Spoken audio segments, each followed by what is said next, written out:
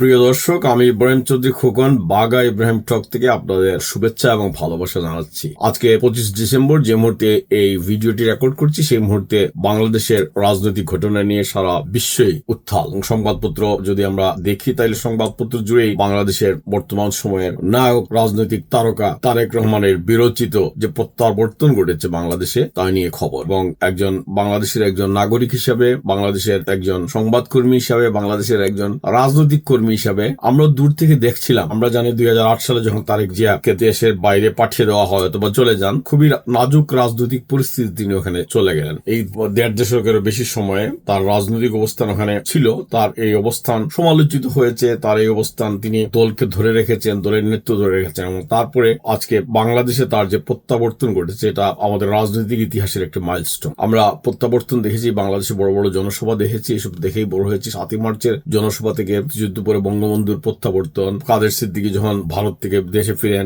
শেখ হাসিনার প্রত্যাবর্তন, সমস্ত বড় বড় বড় বড় জনসভা হয়েছে। দিনে দিনে আমি কারোর সাথে কারো তুলনা করতে চাই না, কিন্তু দিনে দিনে জনসংখ্যা বেড়েছে, মানুষের প্রত্যাশা বেড়েছে। এবং আজকে তারেক জিয়াকে ঘিরে বাংলাদেশে যে জনতার ঢল, কোন সংখ্যা কোন পত্রিকা সুনির্দিষ্ট করে উল্লেখ করেনি। পশ্চিমা মিডিয়া তো ঢালাওভাবে 50 লক্ষ হয়েছে, 10 লক্ষ হয়েছে এভাবে বলে না, কিন্তু জনসমুদ্রের কথা সবাই বলেছে। আমরা টেলিভিশনে যা দেখেছি, এটা অভাবনীয়। এটা হচ্ছে জনগণের প্রত্যাশা। এটা কোন দেশের বাইরে, পশ্চিমা দেশে তো সম্ভবই না। পশ্চিমা দেশে, বিশেষ করে আমেরিকা, এখন পর্যন্ত মনে করা হয় যে কোনো রাজনৈতিক নেতার চেয়ে ডোনাল্ড ট্রাম্পের জনসভায় মানুষজন বেশি হয়। কিন্তু এই তারেক জিয়াকে কেন্দ্র করে যে জনতার ঢল এবং এই সমস্ত জনতা যে টাকা দিয়ে ভাড়া নিয়ে আসা হয়েছে এমন না।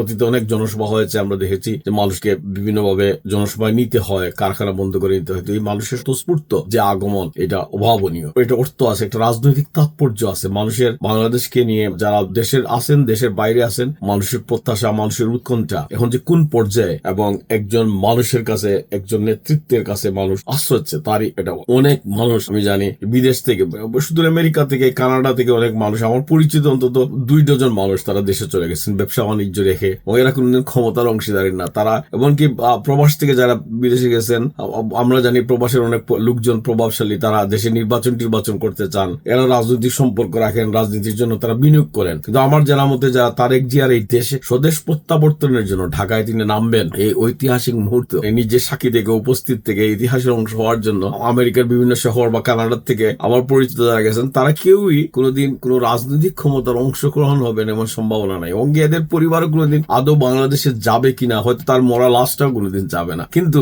দেশের প্রতি তার যে একটা ভালোবাসা, যে এই দেশ এখন হয়তো এমন একটা ক্রান্তি লগ্নে আছে, এই নেতার মধ্য দিয়ে, এই নেতার কাছে তার একটা আশা, এই প্রত্যাশা থেকে এই মানুষের যাওয়াই, এটা খুবই ইতিবাচক হিসেবে দেখার এখন সুযোগ। একজন রাজনৈতিক নেতা হিসেবে তারেক জিয়ার সমালোচনা হবে, আমরাও করেছি বিভিন্ন সময়, আগামীতেও করব। ক্ষমতায় যখন যাবেন না, রাজনীতি করতে হলে রাজনৈতিক সমালোচনাকে তিনি গ্রহণ করবেন। কিন্তু এই মুহূর্তটা 25শে ডিসেম্বরে ঢাকায় তার প্রত্যাবর্তনের মুহূর্তটা সমস্ত সমালোচনার ঊর্ধ্বে তাকে একজন বিরচিত নায়ক হিসেবে প্রতিষ্ঠিত করেছে। এবং এখানেই একজন রাজনৈতিক নেতা, এবং তার বক্তব্যটা খুবই প্রশংসিত, খুবই ক্যালকুলেটিভ। আমি মনে করি খুব হিসাব করে তিনি বক্তব্য দিয়েছেন। সেখানে খুব বাগাড়ম্বর নেই, সেখানে তিনি কারোর প্রতি কোনো বিদ্বেষ প্রদর্শন করেন নাই। তিনি সম্ভাবনার কথা বলেছেন, তিনি তার স্বপ্নের কথা বলেছেন। তিনি আই হ্যাভ এ ড্রিম, যখন কোন নেতা মার্টিন লুথার কিং এর ভাবধারাকে ধার করে বলেন যে আমার একটা স্বপ্ন আছে, এই স্বপ্ন মানুষের স্বপ্ন, এই স্বপ্ন কি, এটা হয়তো মানুষ ব্যাখ্যা করবে। এই দেশকে নিয়ে কি স্বপ্ন দেখছেন? আমাদের দেশের অবস্থা তো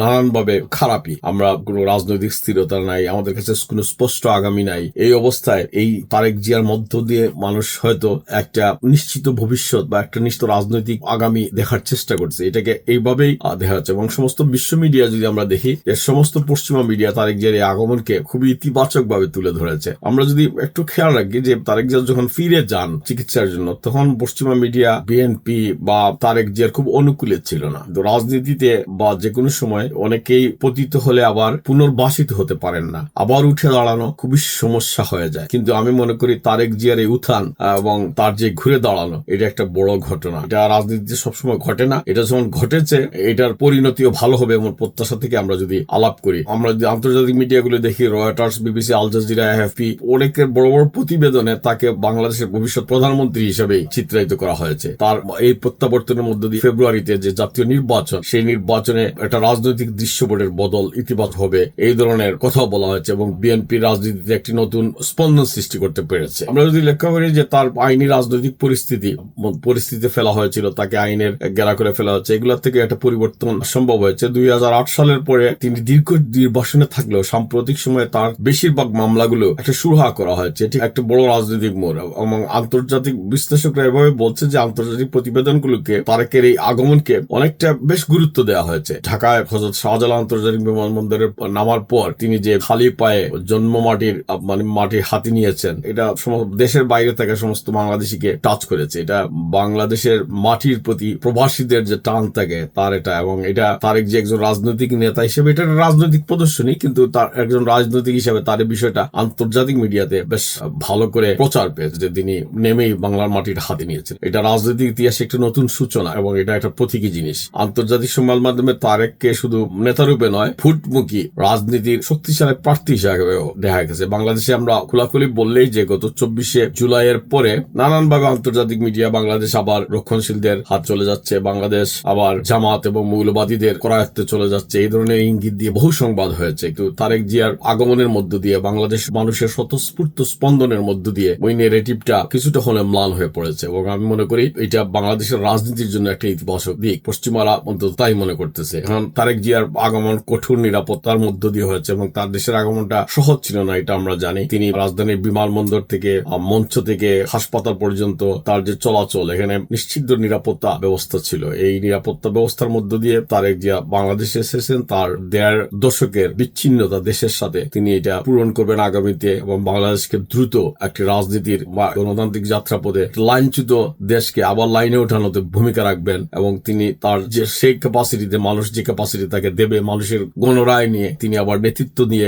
বাংলাদেশকে একটি গণতন্ত্রের সড়ক পথে আবার নামাবেন। আমরা বাংলাদেশকে সেভাবেই দেখতে চাই। কিন্তু আর যে বক্তব্য তারেক জিয়ার, যেই বক্তব্য সমস্ত ইন্টারন্যাশনাল মিডিয়ায় ফলো করে বলা হয়েছে যে তিনি তার বক্তব্যে বলেছেন, আমরা যে ধর্মের মানুষ হই, আমরা যে শ্রেণীর মানুষ হই, আমরা যে রাজনৈতিক দলের সদস্য হই বা একজন নির্দলীয় ব্যক্তি হই, আমাদের নিশ্চিত করতে হবে যে কোনো মূল্যে আমাদের এই দেশের শান্তি শৃঙ্খলা ধরে রাখতে হবে। যে কোনো মূল্যে যে কোনো বিশৃঙ্খলাকে পরিত্যাগ করতে হবে। যে কোনো মূল্যে আমাদের নিশ্চিত করতে হবে যাতে মানুষ নিরাপদে থাকতে পারে। শিশু হোক, নারী হোক, পুরুষ হোক, যে কোনো বয়স, যে কোনো শ্রেণী, যে কোনো পেশা, যে কোনো ধর্মের মানুষ যেন নিরাপদে থাকে, এই হোক আমাদের চাওয়া। এই চাওয়াটা খুব বড় না, কিন্তু এই চাওয়াই সমস্ত বাংলাদেশের মানুষের চাওয়া। বা তারেক জিয়া এই মানুষের এই চাওয়াটাকে নিশ্চিত করার যে প্রতিশ্রুতি দিয়েছেন একদম সহজ সরল ভাষায়, এবং তার উপর গণমানুষের যে আস্থার প্রতিফলন আমরা দেখলাম, এই আস্থাকে কাজে লাগিয়ে এই বিষয়গুলোকে নিয়েই যদি তিনি আগামী নির্বাচনে মানুষের কাছে পৌঁছাতে পারেন, তাইলে বাংলাদেশের একটি রাজনৈতিক পরিবর্তন ইতিবাচক হবে। এবং আমরা তো অনেকদিন কাদা ছুড়াছুড়ি করলাম,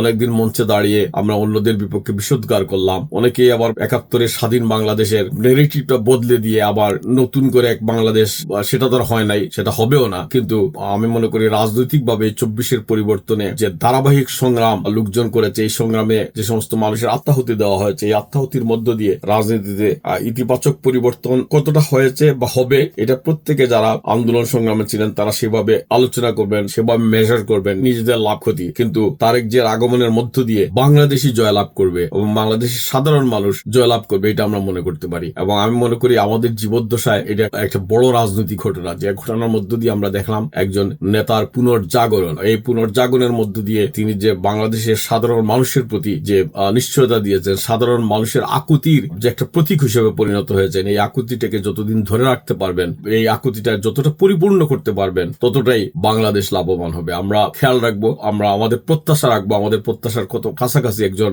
রাজনৈতিক নেতা। এবং এই 15 বছরে, 17 বছরে তারেক যে নিজেকে সেভাবে প্রস্তুত করেছেন এবং একটা পশ্চিমা দেশে রাজনীতিতে নিবিড় সম্পর্ক রেখে তার যে প্রস্তুতিটা কতটা প্রস্তুত, সেটাও আগামী দিনে দেখা যাবে। এবং এই প্রতিদিনে বাংলাদেশের রাজনীতিতে যে পরিবর্তন হতেছে, বাংলাদেশের রাজনীতিতে যে নাটকীয় সব ঘটনা ঘটতেছে, এই সমস্ত নাটক, এই সমস্ত পরিবর্তন, চারপাশে ঘিরে থাকা বিভিন্ন স্বার্থান্বেষী মানুষ, এদেরকে মোকাবেলা করে শহীদ প্রেসিডেন্ট জিয়াউর রহমান বাংলাদেশের একজন জনপ্রিয় নেতা হয়ে ওঠে। তাকে এখনো মনে করা হয় বাংলাদেশের শাসন ক্ষমতায় থাকা জনপ্রিয় মানুষ। সেই জিয়াউর রহমানের উত্তরাধিকার হিসাবে বেগম খালেদা জিয়া, তিনিও ব্যক্তিগতভাবে, রাজনৈতিকভাবে তাদেরও ব্যর্থতা ছিল, কিন্তু ব্যক্তিগতভাবে তাকেও বাংলাদেশের মানুষ এখনো একজন মহিষী নারী, একজন মহিষী সাবেক প্রধানমন্ত্রী হিসাবে স্মরণ করে। মানুষের শ্রদ্ধা ভালোবাসায় তিনি সর্বদাই ছিলেন, এখনো আছেন অসুস্থ অবস্থায়। এবং রাজনীতির বিরুদ্ধে আছে, রাজনীতির সমালোচনা আছে, কিন্তু সাধারণ মানুষের যে একটা সাধারণ ভালোবাসা, সেটা নিয়েই তিনি অসুস্থ আছেন আজকে। আর সেটাকে তারেক জিয়া যদি ধারণ করতে পারেন এবং তার যে আজকের যে বক্তব্য, সেই বক্তব্য বক্তব্যের ধারাবাহিকতায় তিনি গণমানুষের প্রত্যাশাকে সেইভাবে নিয়ে যেতে পারেন, সেটাই তার রাজনৈতিক পরীক্ষা। আমরা সাধারণ মানুষ সেই প্রত্যাশাটাই করব এবং দূর থেকে এই প্রত্যাশার মধ্যে দেশের জন্য মঙ্গল চিন্তা ছাড়া আমাদের আর কিছুই নাই। এবং আমি আজকের এই দিনটাকে ঐতিহাসিক মনে করতেছি এবং আমাদের জীবদ্দশায় আমরা যারা বাংলাদেশের জন্ম থেকে আজকের রাজনৈতিক পরিবর্তনগুলা ক্রমাগত দেখে যাচ্ছি, এই সবগুলা রাজনৈতিক পরিবর্তনের অংশীদার আমরা নিজেরাও। এই রাজনৈতিক পরিবর্তনের মধ্য দিয়ে একজন তারেক জিয়ার উত্থান, একজন তারেক জিয়ার থমকে দাঁড়ানো এবং তার আবার পুনর্জাগরণের আজকের এই দিনে প্রত্যাশার বাংলাদেশ করে উঠুক, তার মাধ্যমে এই আশাবাদ ব্যক্ত করেই আজকের কথামালা এখানে শেষ করছি। প্রিয় দর্শক, এইসব বিষয় নিয়ে আমরা আস্তে আস্তে আরো বেশি কথা বলবো। আপনারা যারা দেশ থেকে এইসব শুনেন তাদের কাছে এই বিষয়গুলো আমরা যারা বাইরে থাকি রাজনীতির বিভিন্ন বিষয়ের বিভিন্ন অ্যাঙ্গেল থেকে দেখার চেষ্টা করি আমাদের মতো করে। এ ধরনের সাদামাটা কথা বানিয়ে কিছু বলার সুযোগ আমাদের নাই। আমরা রাজনীতির জ্যোতিষী না, আমরা সাধারণ আলোচনা, সাধারণ প্রত্যাশার কথা আগামীতে ওইভাবে বলে যাব। আপনারা যদি আমার এই চ্যানেল বাঘা ইব্রাহিম টক আপনারা যদি একটু সাবস্ক্রাইব করে রাখেন, পাশে রাখেন, মন্তব্য করে যুক্ত হন, আমরা এসব নিয়ে আলোচনা করতে পারি। সাধারণ প্রবাসী, সাধারণ মানুষের সাধারণ প্রত্যাশার বাংলাদেশ, যে বাংলাদেশ মানুষের কথা বলবে, যে বাংলাদেশ দল মত ধর্ম বর্ণ নির্বিশেষে সকলের হবে, বাংলাদেশে মত প্রকাশের স্বাধীনতা থাকবে, যে বাংলাদেশে দুর্নীতিমুক্ত হবে, যে বাংলাদেশ সমস্ত অপবাদ অপঘাত থেকে বেরিয়ে এসে আমাদের যা আছে সম্পদ, সেই সম্পদ নিয়ে আমরা মাথা তুলে দাঁড়াবো। আমরা কারো খবরদারি মানবো না, কারো আধিপত্য মানবো না। আমরা মেরুদণ্ড সোজা করে একটি ভারসাম্যমূলক রাষ্ট্র হিসাবে, একটি ভারসাম্যমূলক পররাষ্ট্র নীতি নিয়ে আমরা আমাদের দেশে মাথা উঁচু করে দাঁড়াবো। এই যদি প্রত্যাশা হয়, সেই প্রত্যাশার বাংলাদেশের একজন মানুষ হিসেবে আসুন আমরা এক অন্যের পাশে দাঁড়াই, ভালোবাসা দিয়ে, সহমর্মিতা নিয়ে, সহনশীলতা নিয়ে। সবাইকে ভালোবাসা। বাঘা ইব্রাহিম টক থেকে আপনাদেরও শুভেচ্ছা জানাচ্ছি।